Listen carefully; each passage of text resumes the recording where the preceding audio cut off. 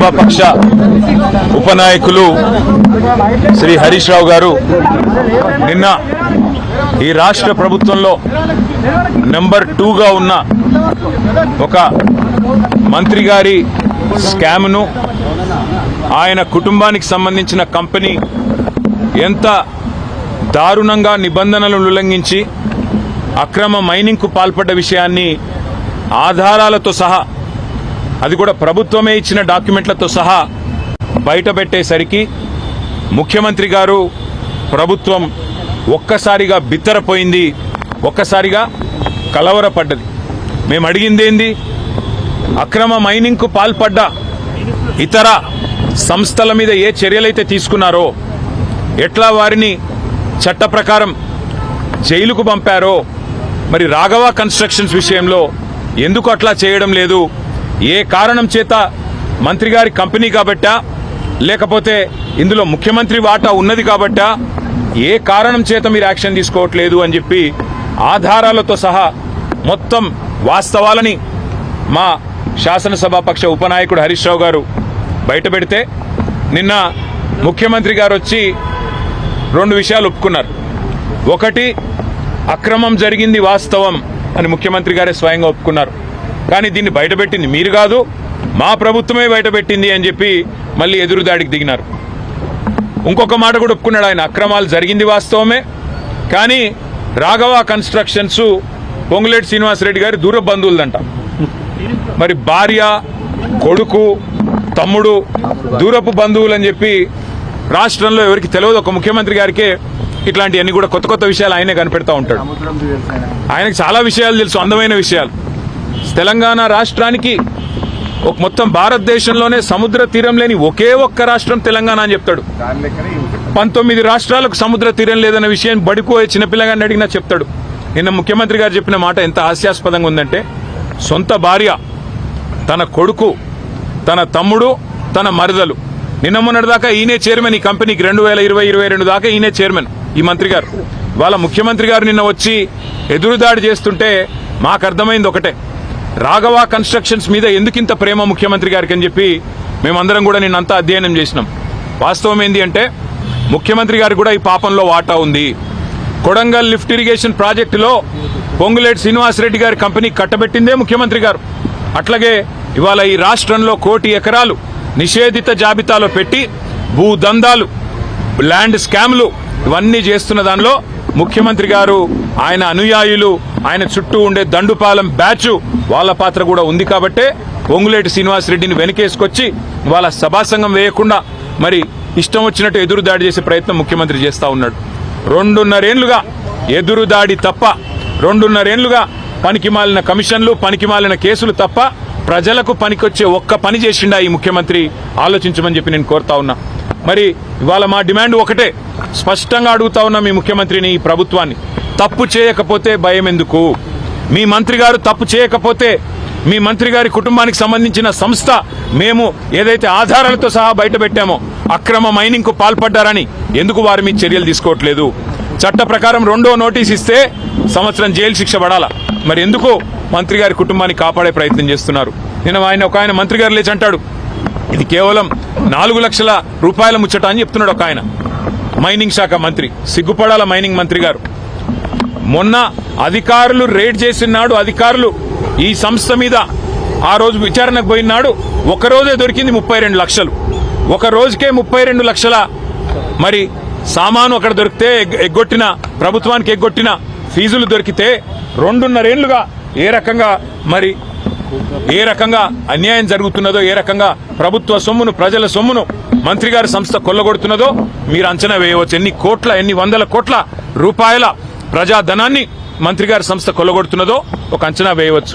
అట్లాగే ఇది ఒకటే కాదు, ఇవాళ కోకాపేటలో భాగ్యలక్ష్మి మైనింగ్ అని మరో కంపెనీ, ఇది ముఖ్యమంత్రి గారి అత్యంత దగ్గరి బంధువు, ఆయనకు వరుసకు బామ్మర్దయ్యే రమేష్ రెడ్డి గారు అనే వ్యక్తిది Bhagyalakshmi mining Kokapet.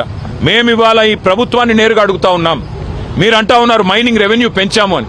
Mining revenue ఎట్లా పెరిగిందో మాకు తెలియదా, మీకు తెలియదా? మీరు అన్ని ఫీజులు పెంచారు. నిజానికి పెంచిన ఫీజుల ప్రకారం ఈ ప్రభుత్వానికి ఈరోజు 1700 నుంచి 1800 కోట్ల ఆదాయం రావాలి. కానీ వస్తున్నది 900 కోట్లు. మరి మిగతా 900 కోట్లు ఎవరి జేబుల్లో పోతున్నాయి? రాఘవ కన్స్ట్రక్షన్ జేబులో పోతున్నాయా? భాగ్యలక్ష్మి మైనింగ్ రమేష్ రెడ్డి, కౌశిక్ రెడ్డి జేబులోకి పోతున్నాయా, లేదా ముఖ్యమంత్రి ఖాతాలోకి పోతున్నాయా తేల్చాల్సిన అవసరం ఉంది. అందుకే మేము పట్టుబడతా ఉన్నాం. సభా సంఘం వేయండి. మంత్రి గారి పాత్ర ఏంది, ముఖ్యమంత్రి గారి పాత్ర ఏంది, అట్లాగే ప్రభుత్వంలోని ఇంకా ఇతరుల పాత్ర ఏంది, దండుపాలెం బ్యాచ్ పాత్ర ఏంది అన్ని బయటికి రావాలంటే గతంలో ఆనాడు డాక్టర్ వైఎస్ రాజశేఖర రెడ్డి గారు ఓబులాపురం మైనింగ్ కార్పొరేషన్ విషయంలో ఇట్లాగే ఆరోపణలు వస్తే ప్రతిపక్ష శాసనసభ్యుడు నాగం జనార్దన్ రెడ్డి గారి నాయకత్వంలో వారిని హౌస్ కమిటీ చైర్మన్ గా నియమించి మరి వారు ముందుకొచ్చారు పారదర్శకంగా. ఇవాళ నిజంగానే ఈ ప్రభుత్వం తప్పు చేయకపోతే, మీ మంత్రి తప్పు చేయకపోతే, మంత్రి కుటుంబం 100 కోట్ల అవినీతికి పాల్పడకపోతే ఎందుకు ప్రభుత్వం భయపడుతున్నది, ఎందుకు సభను వాయిదా వేసుకొని పారిపోయింది అని మేము అడుగుతా ఉన్నాం. తప్పకుండా ప్రధాన ప్రతిపక్షంగా వదిలిపెట్టాం. ఈ పాపంలో, ఈ మంత్రి గారి స్కామ్ లో నిన్న భారతీయ జనతా పార్టీ సభ్యుల ప్రవర్తన కూడా మీరు చూశారు. వారు ఇవాళ ప్రతిపక్ష పార్టీ లాగా లేరు. భారతీయ జనతా పార్టీ వాళ్ళు మేము ఎన్ని రకాల స్కాములు బయటపెట్టి కేంద్ర ప్రభుత్వానికి చెప్పినా కేంద్రం స్పందించదు. నిన్న మైక్ ఇచ్చిన స్పీకర్ గారు బీజేపీ సభ్యులకి, వాళ్ళు కూడా మంత్రి గారి అక్రమాలకు వంత పాడుతూ ప్రభుత్వం ఆడినట్టల్లా ఇక్కడ బీజేపీ ఆడుతా ఉన్నది. ఇది కూడా రాష్ట్ర ప్రజలు గమనించాలని చెప్పి కూడా మేము కోరుతా ఉన్నాం. ఇక ఇంకొక విషయం కూడా మీకు చెప్పాలి. మంత్రి గారి విషయంలో ఖచ్చితంగా ఏ మంత్రి అయితే ఇల్లీగల్ మైనింగ్ కు పాల్పడ్డాడో, ఏ మంత్రి గారి కుటుంబం అయితే ఇల్లీగల్ మైనింగ్ కు పాల్పడ్డదో, ఏ మంత్రి గారి కుటుంబం అయితే ఇవాళ 1 కోటి ఎకరాల భూములను, పట్టా భూములను నిషేధిత జాబితాలో పెట్టి ఇవాళ ప్రజల సంపద కొల్లగొడతా ఉన్నారో, ఎవరైతే ఈ రోజు ప్రైవేటు భూముల్లో కూడా గూండాలను వేసుకుని వెళ్లి మరి కబ్జాలు పెట్టే ప్రయత్నం చేస్తా ఉన్నారో వదిలిపెట్టమనే మాట కూడా మేము హెచ్చరిస్తూ ఇంకొక విషయం కూడా చెప్పాలి.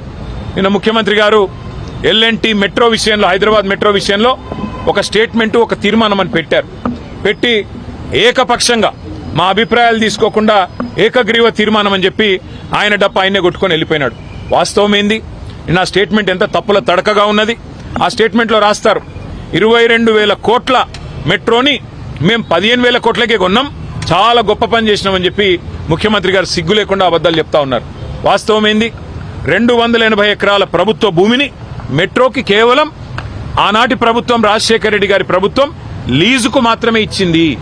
ఆ భూములు మనవే, ప్రభుత్వానికే, ప్రజల భూములవి. ఆ 280 ఎకరాలు వాళ్ళకి ఎల్ఎన్టీకి రాసివ్వలేదు, కేవలం లీజుకి ఇచ్చారు. లీజుకి ఇచ్చిన భూముల్లో ఎల్ఎన్టీ వాళ్ళు 18 కోట్ల స్క్వేర్ ఫీట్ల బిల్టప్ ఏరియా కట్టి దాని నుంచి వచ్చే ఆదాయంతో వారు సంపాదించుకోవాలా, తిరిగి ఆ భూముల్లో డెవలప్ చేసిన 18 కోట్ల చదరపు అడుగుల భవనాలతో సహా తిరిగి రాష్ట్రానికి అప్పజెప్పి పోవాలి. ఇది అగ్రిమెంట్. కానీ నిన్న ముఖ్యమంత్రి ఏమంటాడు? 22,000 కోట్ల ఆస్తిని మేము 15,000 కోట్లకే కొన్నాం, 7,000 కోట్లు మిగిలిచ్చినామంటుంది. ఇది ఎట్లుందంటే మీ భూమిని, మీ ఇల్లును మళ్ళీ మీరే తిరిగి కొనుక్కున్నట్టుంది. అంటే ఎంత సిగ్గు లేకుండా అబద్దాలు చెప్తున్నాడు ముఖ్యమంత్రి అంటే. 15,000 కోట్ల లోను ఒక ప్రైవేటు సంస్థ బ్యాలెన్స్ షీట్ మీద ఉంటే దాన్ని రాష్ట్ర ప్రజల మీద రుద్దిందే సిగ్గుచేటంటే, ఎల్ఎన్టీ సిఎఫ్ఓను అరెస్టు చేస్తా అని బెదిరించి, మేడిగడ్డ బరాజు విషయంలో నేను చెప్పినట్టు ఇంటలేరని చెప్పి వాళ్ళను బెదిరించి బ్లాక్మెయిల్ చేసి చివరికి మరి ఆ 280 ఎకరాల ప్రభుత్వ భూమి ఏదైతే ఇవాళ ఎల్ఎన్టీ చేతిలో లీజు రూపంలో ఉందో దాన్ని కొట్టేయడానికి ఈ దండుపాలెం బ్యాచ్ వేసిన ఒక కుట్ర, ఒక స్కెచ్ నిన్న ముఖ్యమంత్రి గారి ప్రకటన. ఎల్ఎన్టీ భూములు కావవి, అవి ప్రభుత్వ భూములే, అది ప్రజల సంపదనే. కానీ ఇవాళ ప్రైవేటు సంస్థ నెత్తి మీద ఉన్న అప్పును ప్రభుత్వం నెత్తి మీద, ప్రజల నెత్తి మీద 15,000 కోట్ల అప్పు ఎందుకు రుద్దుతున్నాడో ముఖ్యమంత్రి సమాధానం చెప్పాలి. ఆ 280 ఎకరాల భూమి ఏదైతే ప్రజల సొత్తు ఉన్నదో దాన్ని ఏ రకంగా రేపటి రోజున మీరు వినియోగించబోతా ఉన్నారో సమాధానం చెప్పి తీరాలి. వాటిని అమ్ముతారా, నీ అనుయాయులకు కట్టబెడతావా, మరి ఇంకెవరికైనా లీజుకిస్తావా, నీ దండుపాలెం బ్యాచ్ కు పుట్నాలు బఠానీ లెక్క పంచిస్తావా అనే అనుమానాలు ఇవాళ హైదరాబాద్ ప్రజల్లో బలంగా ఉన్నాయి. నేను ఒక్క మాట సూటిగా రేవంత్ రెడ్డిని అడుగుతా ఉన్నా.